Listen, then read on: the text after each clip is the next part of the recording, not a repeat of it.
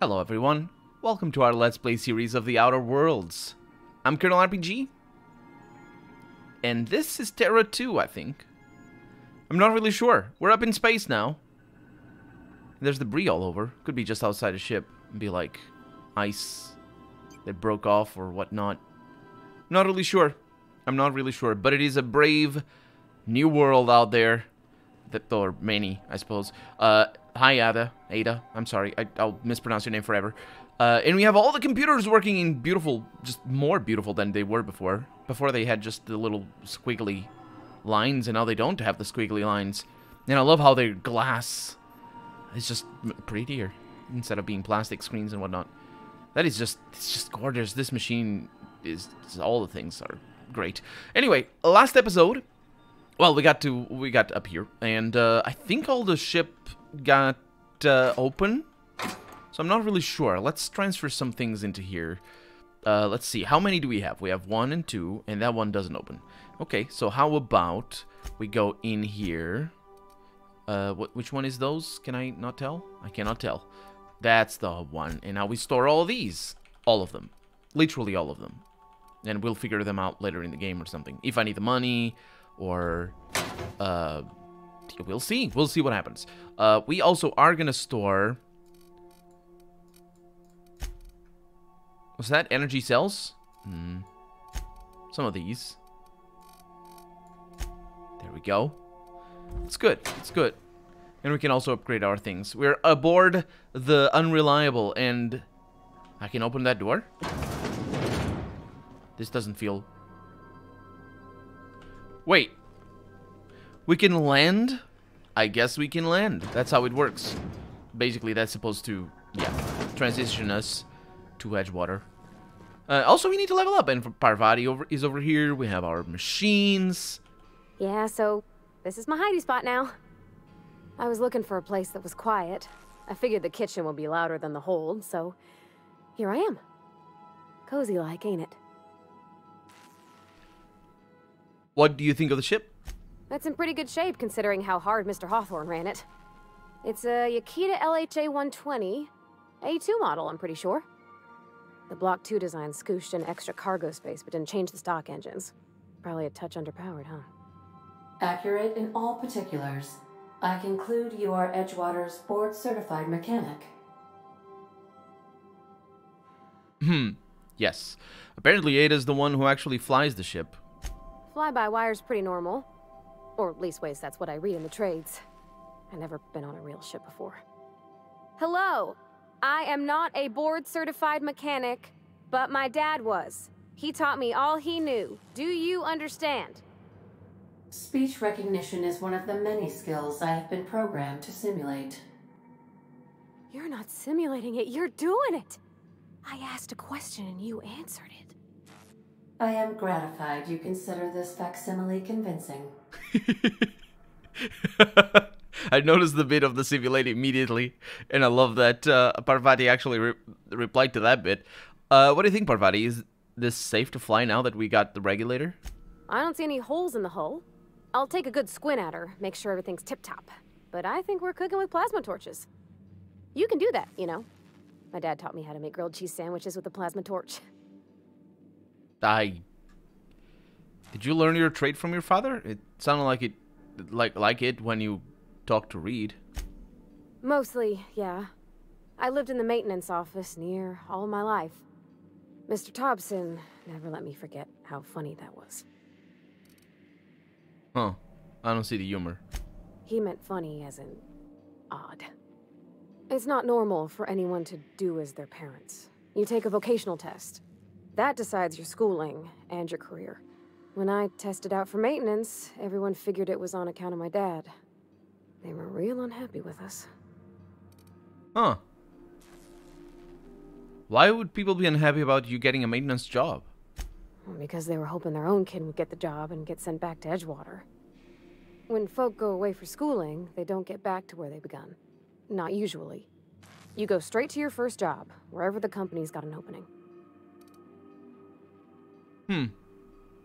And you don't have any say at it at all? I reckon you could say, no thanks, I don't want a job. But then you don't got a job. So one aptitude test determines your whole life. They're powerful good tests. They rattled off this whole list of names who'd worked on them, with fancy bits hanging off them. Doctors and esquires and the thirds. Even if you don't believe they actually catch what everybody's best at, everybody's got to take them. So at least it's fair-ish. Huh. But you're actually good at this, though, and you enjoy it. Well, I'm good at making things work the way they ought. Not so much at doing such to somebody else's schedule. There's times I'm working deep in the guts of a loader, getting it all running perfect. Then I look up to see it's tomorrow, and I've blown another deadline. Anyhow, I was happy to get back home. I didn't care much for schooling. Huh. It's interesting, because engineering, you can't...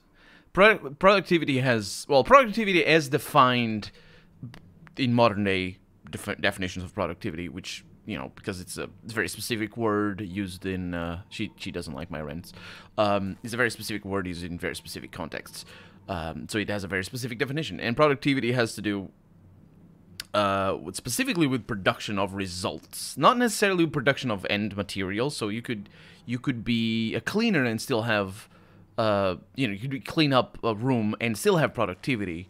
Even though actually when you're a cleaner, it's already kind of close to what an engineer does. So an engineer can be anybody. You can be drawing, you can be thinking up solutions, you can be fixing stuff, you can be coding, you can be a medical engineer. There's a bunch of fields of engineering in modern day anyway, because engineering has a very rich historical usage. It's a very beautiful word that if you study history and you study not the history of engineering, because it's kind of complicated, but the history of what was called engineering. Beautiful, beautiful stuff. Anyway, the point is, productivity doesn't apply to engineers.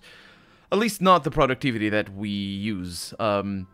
That doesn't mean that bad bosses will not try to apply productivity principles to engineers, and in fact they do in real world, so it makes total sense that this game would have those bosses here as well, especially because it's clearly a satire, a critique of that sort of attitude. But engineers can't, like, she just explained it why it doesn't work to other people's deadlines. She's doing her best. She's the best that they had, and she's working at full-on speed, and she blew a deadline.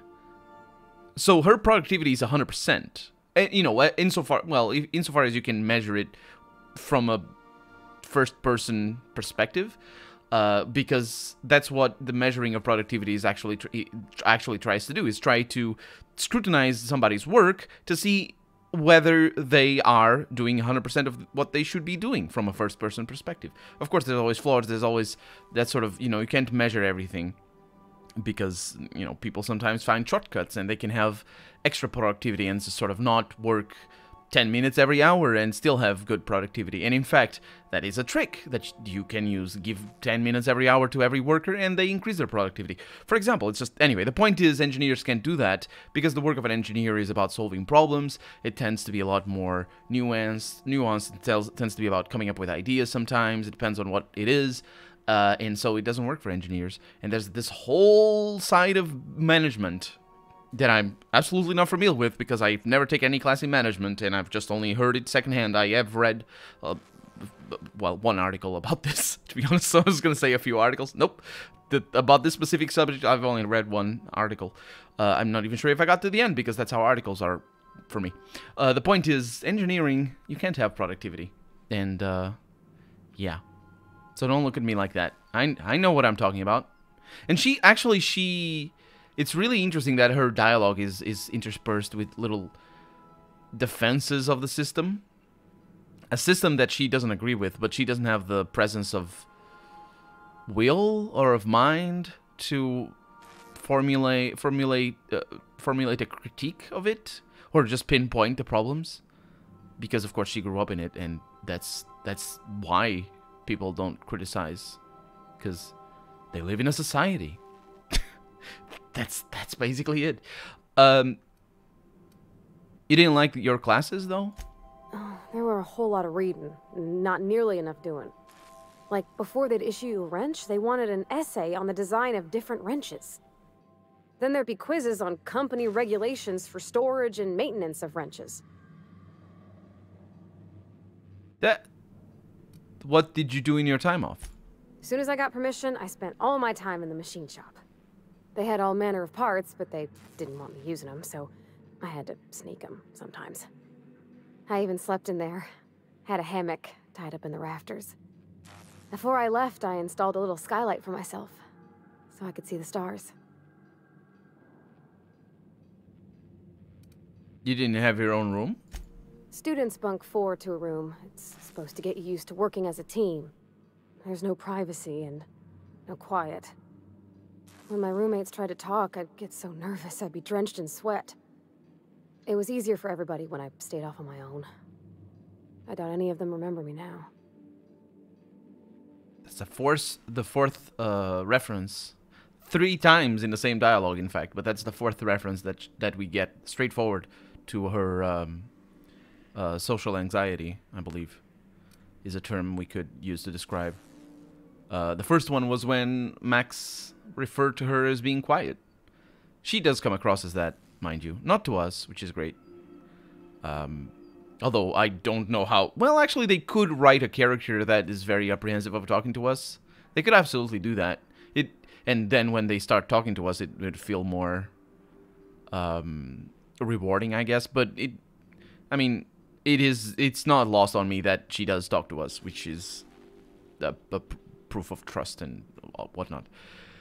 So, after school, you moved straight back to Edgewater? Yep, nothing much had changed. Everything was a little grayer, a little dirtier. Dad met me at the shuttle and gave me a big ol' hug. I noticed straight away that he was moving slower and stiffer. He made a little grunt when I squeezed. I'm sorry, I shouldn't have brought this up. Oh, I miss him, sure enough. But he's a fond memory. I was right beside him when he passed, holding his hand. Talking about him makes me smile. Dad never said that he loved me, you know? I knew on account of him showing it. How he'd stay up late to help with my projects or listen to my fretting. Oh gosh, look at the time. Sorry to bend your ear so long. And I got so much to do before this ship's in decent shape.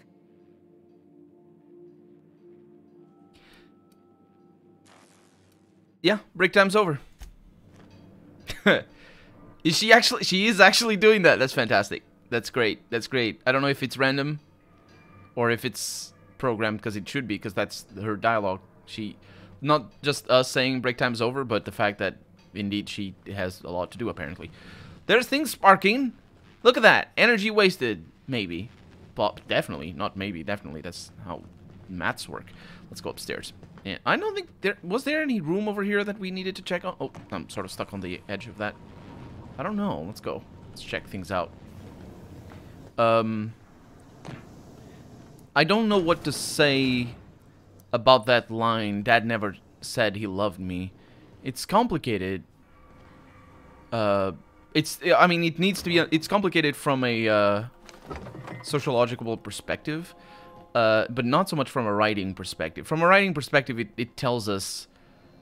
I don't know. It's like she revealed... I think it is meant to show her revealing something... is that 3-player chess? Or checkers? I think it's meant to show her revealing a little bit too much and then freaking out and being like, oh, let's not talk about that, and let's go back to work. So I think that is what I think from a textual perspective. However, the most interesting... Ooh. What doesn't kill you gives you tetanus. I still haven't leveled up, by the way. Where did I get that? Old Saber. Is that one of the... I remember the Old Saber being referenced. I forgot where it was, but still. Oh, the poster! In a horrifying vision of the future, the board has been overthrown by the seditious and slovenly savages of Monarch.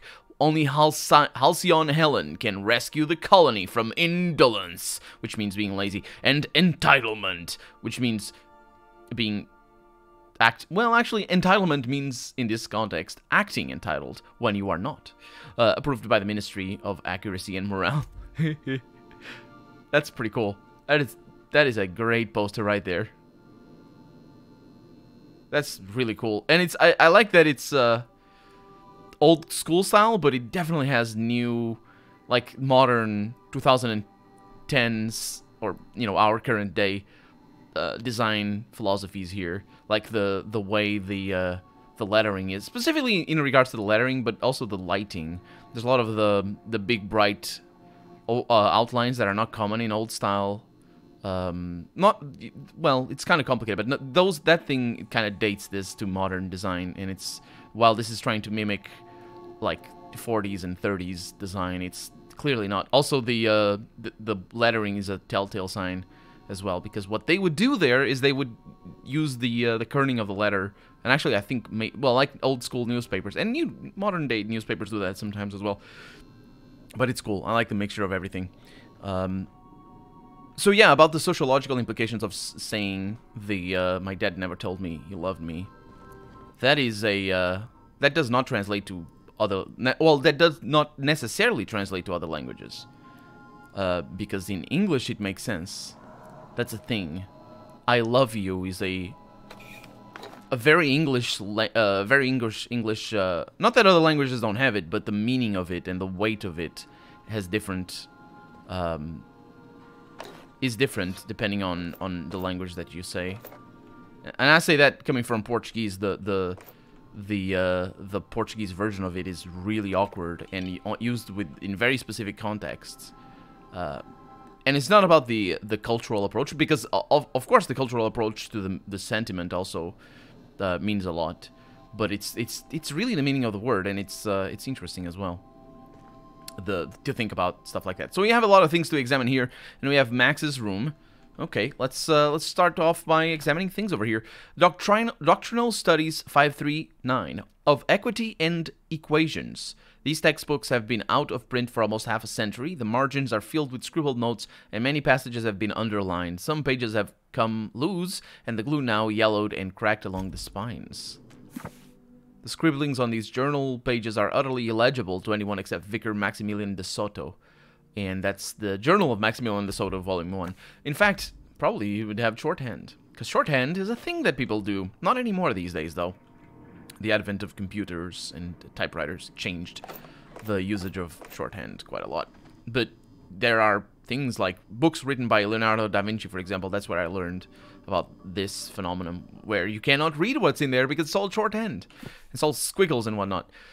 Index of Banned Literature, Part 1, Various Qualifying Considerations, Principal Rules of Restrictive Management, Morals and Maxims of Banning Unethical Literature. That's of the process of banning unethical literature. Proof of the Grand Architect and Predestination, a refutation of the titles listed wherein. Consequences, the mind, and the will of man when led astray. Official list of banned titles. Prerequisites for advancing the investigation, outing, and penalizing of offenders. I like that we've been introduced to the notion of the Grand Architect a little bit already, and especially in opposition to the chaos theory. It's not literally, quote, chaos theory, unquote. It's sort of, I'm sort of describing the theory of whatever the French dude, or whatever he was talking about before. I think a saying by... I think it is very influential for people who think that... and it's also a popular culture sort of premise, that if you knew every single data point in a specific moment, you could calculate all that came after. Because you, like, you know, if you throw a ball over that way, and you know the speed of the ball, and you know the rotation of the ball, the weight and the air and all that, and the size of all the things, you can actually calculate using physical, even if they are undiscovered physical properties, even if that, it's still all calculable, right? And there's a big saying, or there's a famous saying by Albert Einstein, in response to Oppenheimer, I think. I don't know if it's Oppenheimer. Eisenhower, it's all names that are, I've never read anything, so I don't know. I think one of them is a journalist or a president, and the other one is a physician. The scientist who came up with, or who not necessarily came up, but I guess found quantum physics. He was a contemporary of Albert Einstein, and Albert Einstein did not warm up very quickly to quantum theory. And in reply to that not warming up to quantum theory, Albert Einstein is quoted as saying, "God does not play rules with the universe." Incidentally, non-atheist people use that as proof that Einstein believed in God, which is not actually true. So anyway, the point, like, anybody can use God as a figure of speech and not believe in them. Anyway, the point is, Albert Einstein said God does not play dice with the universe, which is a very beautiful sentiment to justify that you can calculate everything, which is sort of the grand architect sort of perspective that Max has there. You can calculate everything if you throw a ball over there. The problem is, and for a long while, not knowing better, I thought, oh, that's an interesting thing. That means there's no free will, because that's how it works.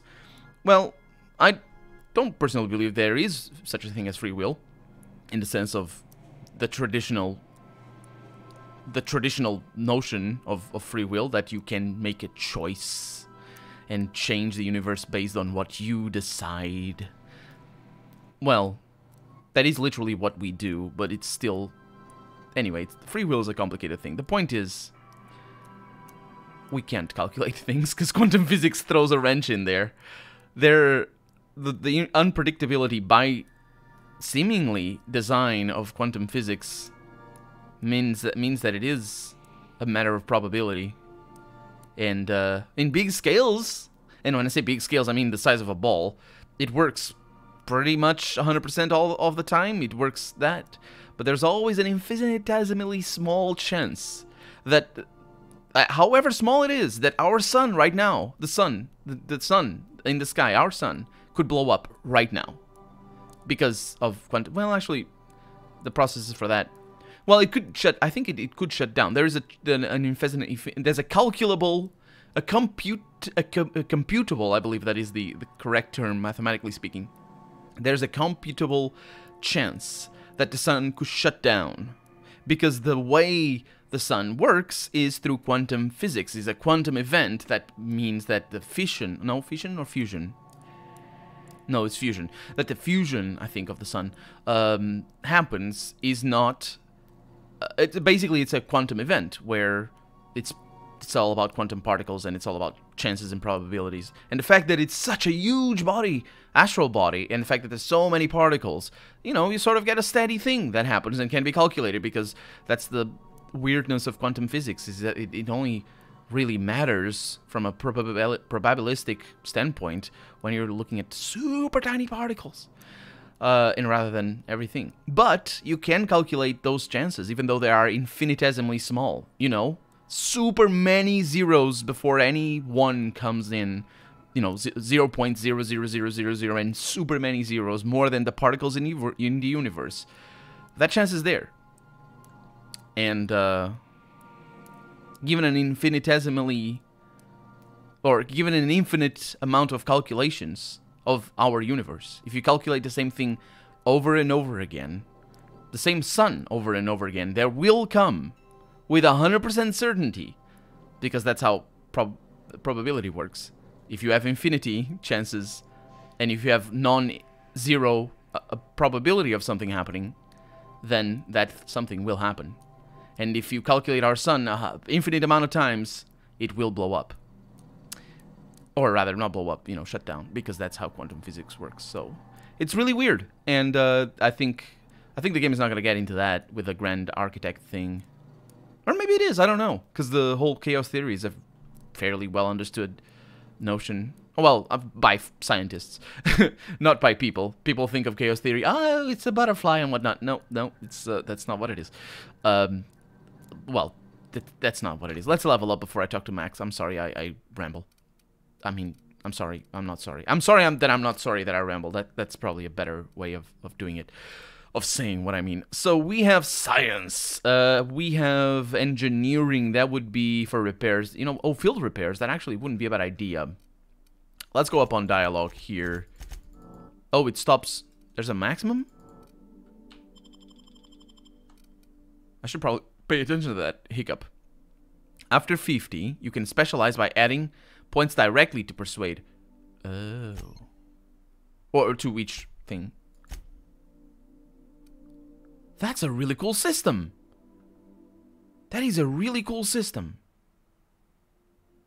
Which means... Oh, that is such a cool system. This has implications in the way you spend things. Like, I could do this. Or instead of using... Because right now, using 1 point over here increases 3 skills. 1 point over here increases 3 skills. 1 point over here, again, 3 skills. But if I use it again, it only increases 2 skills. That is such an interesting system. And also it means that I